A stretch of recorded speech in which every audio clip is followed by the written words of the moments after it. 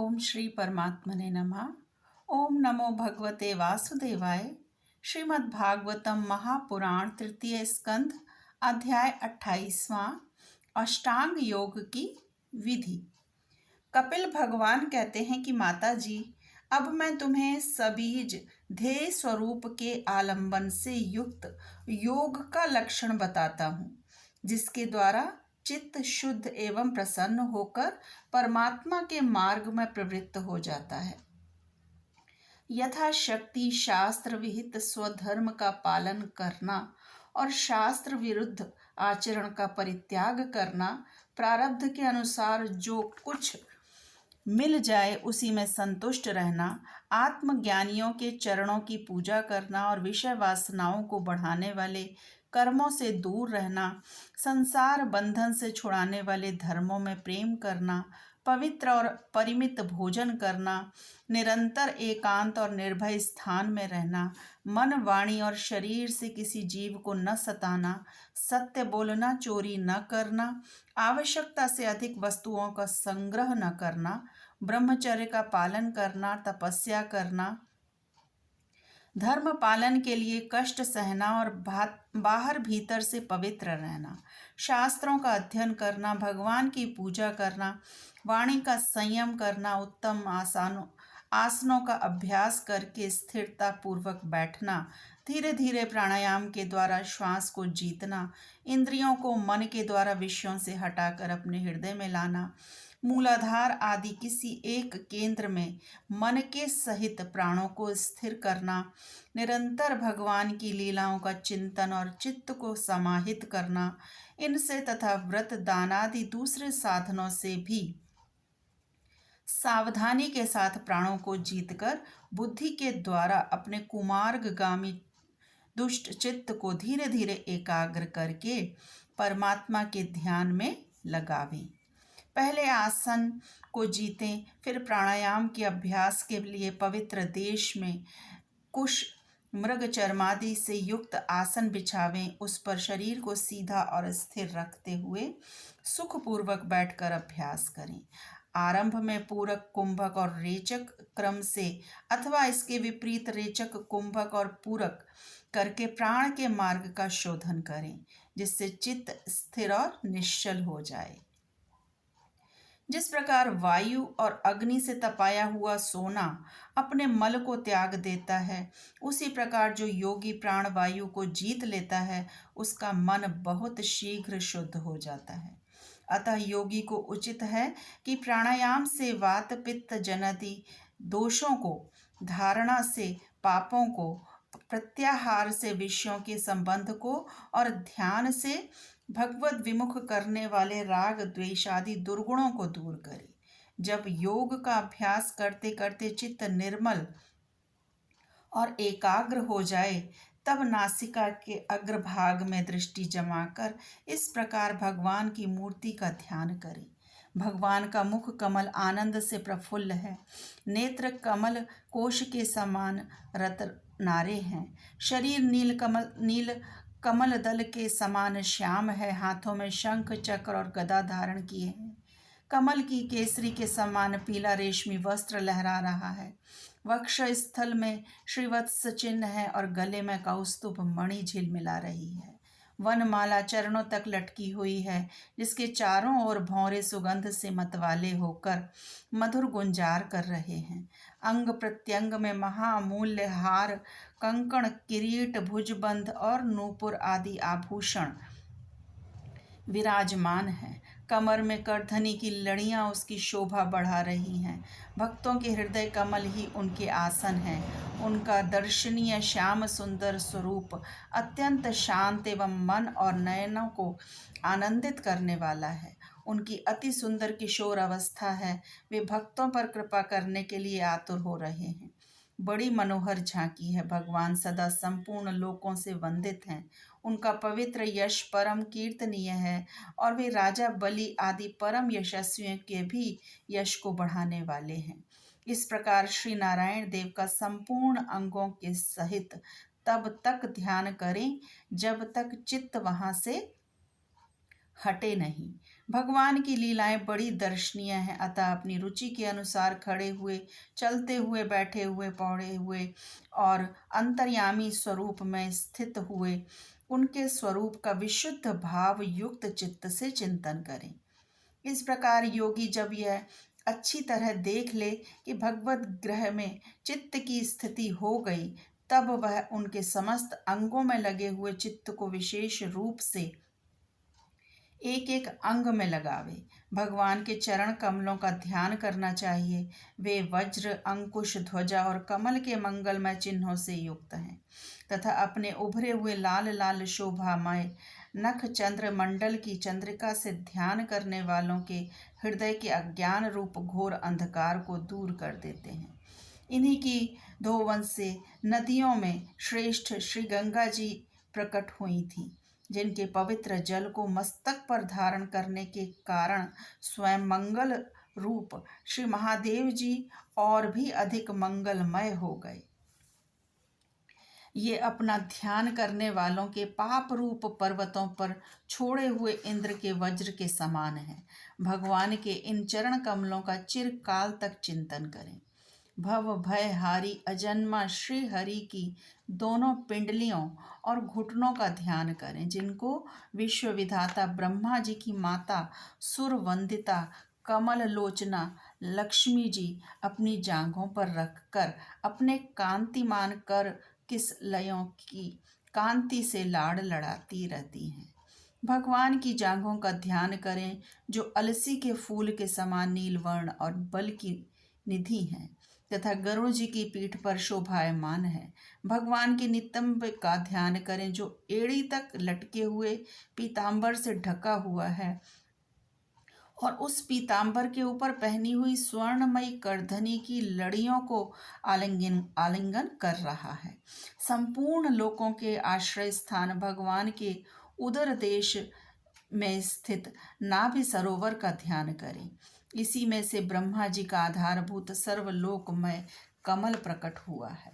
फिर प्रभु के श्रेष्ठ मरकत मणि सदृश दोनों स्तनों का चिंतन करें, जो वक्ष स्थल पर पड़े हुए शुभ्र हारों की किरणों से गौरवर्ण जान पड़ते हैं। इसके पश्चात पुरुषोत्तम भगवान के वक्ष स्थल का ध्यान करें, जो महालक्ष्मी का निवास स्थान और लोगों के मन एवं नेत्रों को आनंद देने वाला है। फिर संपूर्ण लोकों के वंदनीय भगवान के गले का चिंतन करें, जो मानो कौस्तुभ मणि को भी सुशोभित करने के लिए ही उसे धारण करता है। समस्त लोकपालों की आश्रयभूता भगवान की चारों भुजाओं का ध्यान करें, जिनमें धारण किए हुए कंकणादि आभूषण समुद्र मंथन के समय मंदराचल की रगड़ से और भी उजले हो गए हैं।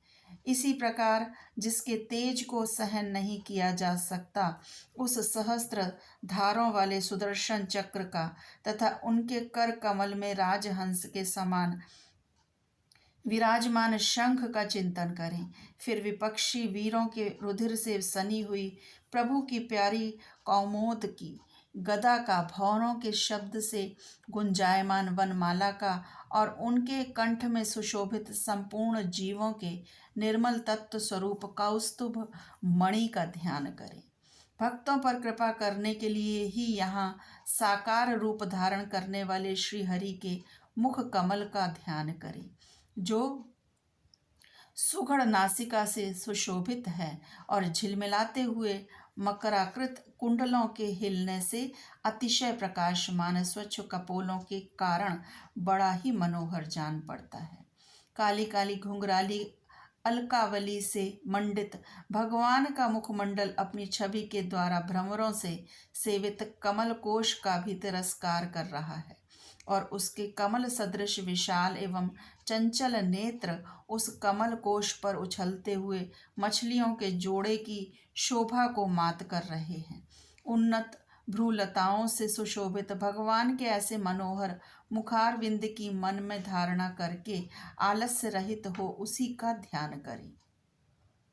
हृदय गुहे में चिरकाल तक भक्ति भाव से भगवान के नेत्रों की चितवन का ध्यान करना चाहिए, जो कृपा से और प्रेम भरी मुस्कान से क्षण क्षण अधिकाधिक बढ़ती रहती है।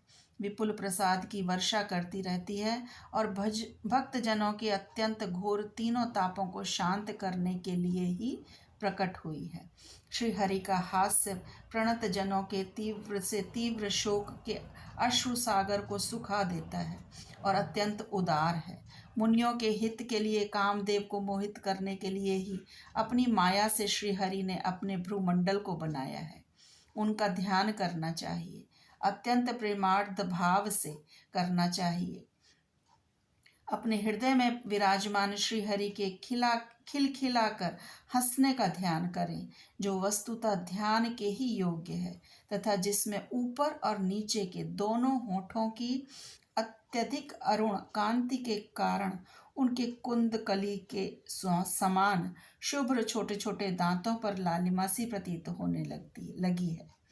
इस प्रकार ध्यान में तन्मय होकर उनके सिवा किसी अन्य पदार्थ को देखने की इच्छा न करें। इस प्रकार के ध्यान के अभ्यास से साधक का श्री हरि में प्रेम हो जाता है, उसका हृदय भक्ति से द्रवित हो जाता है, शरीर में आनंदातिरेक के कारण रोमांच होने लगता है। उत्कंठा जनित प्रेमाश्रुओं की धारा में वह बारंबार अपने शरीर को नहलाता है। फिर मछली पकड़ने के कांटे के समान श्री हरि को अपनी ओर आकर्षित करने के साधन रूप अपने चित्त को भी धीरे धीरे ध्येय वस्तु से हटा लेता है। जैसे तेल आदि के चुक जाने पर दीप शिखा अपने कारण रूप तेजस तत्व में लीन हो जाती है, वैसे ही आश्रय विषय और राग के रहित होकर मन शांत ब्रह्माकार हो जाता है। इस अवस्था के प्राप्त होने पर जीव गुण प्रवाह रूप देहादि उपाधि के निवृत्त हो जाने के कारण ध्याता ध्येय आदि विभाग से रहित एक अखंड परमात्मा को ही सर्वत्र अनुगत देखता है।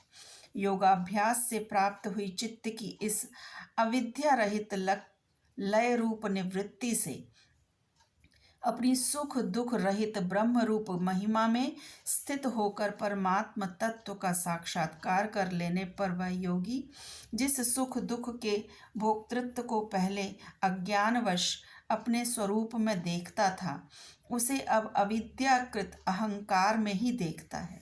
जिस प्रकार मदिरा के मद से मतवाले पुरुष को अपनी कमर पर लपेटे हुए वस्त्र के रहने या गिरने की कुछ भी सुधि नहीं रहती, उसी प्रकार चरमावस्था को प्राप्त हुए सिद्ध पुरुष को भी अपनी देह के बैठने उठने अथवा दैववश कहीं जाने या लौट आने के विषय में कुछ भी ज्ञान नहीं रहता, क्योंकि वह अपने परमानंदमय स्वरूप में स्थित है। उसका शरीर तो पूर्व जन्म के संस्कारों के अधीन है, अतः जब तक उसका आरंभक प्रारब्ध शेष है तब तक वह इंद्रियों के सहित जीवित रहता है। किंतु जिसे समाधि पर्यंत योग की स्थिति प्राप्त हो गई है और जिसने परमात्म तत्व को भी भली भांति जान लिया है, वह सिद्ध पुरुष पुत्र कलत्रादि के सहित इस शरीर को स्वप्न में प्रतीत होने वाले शरीरों के समान फिर स्वीकार नहीं करता।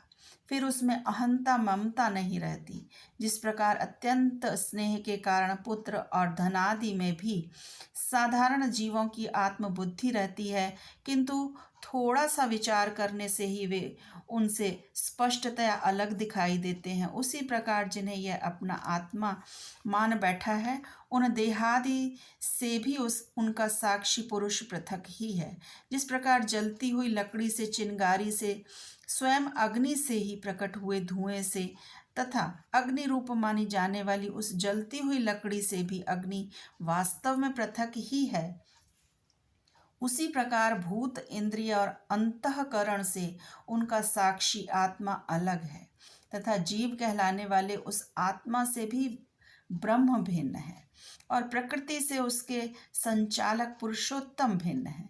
जिस प्रकार देह दृष्टि से जरायुज, अंडज, स्वेदज और उद्विज चारों प्रकार के प्राणी पंचभूत मात्र हैं, उसी प्रकार संपूर्ण जीवों में आत्मा को और आत्मा में संपूर्ण जीवों को अनन्य भाव से अनुगत देखें। जिस प्रकार एक ही अग्नि अपने पृथक पृथक आश्रयों में उनकी विभिन्नता के कारण भिन्न भिन्न आकार का दिखाई देता है, उसी प्रकार देव मनुष्य आदि शरीरों में रहने वाला एक ही आत्मा अपने आश्रयों के गुण भेद के कारण भिन्न भिन्न प्रकार का भासता है। अतः भगवान का भक्त जीव के स्वरूप को छिपा देने वाली कार्य कारण रूप से परिणाम को प्राप्त हुई भगवान की इस अचिंत्य शक्तिमयी माया को भगवान की कृपा से ही जीतकर अपने वास्तविक स्वरूप ब्रह्म रूप में स्थित होता है। ओम नमो भगवते वासुदेवाय। श्री कृष्ण अर्पणम अस्तु। हरे कृष्णा। यदि आपको मेरा चैनल और मेरी वीडियोस पसंद हैं तो मेरे चैनल को सब्सक्राइब करें और वीडियोस को लाइक और शेयर करें। हरि ओम तत्सत।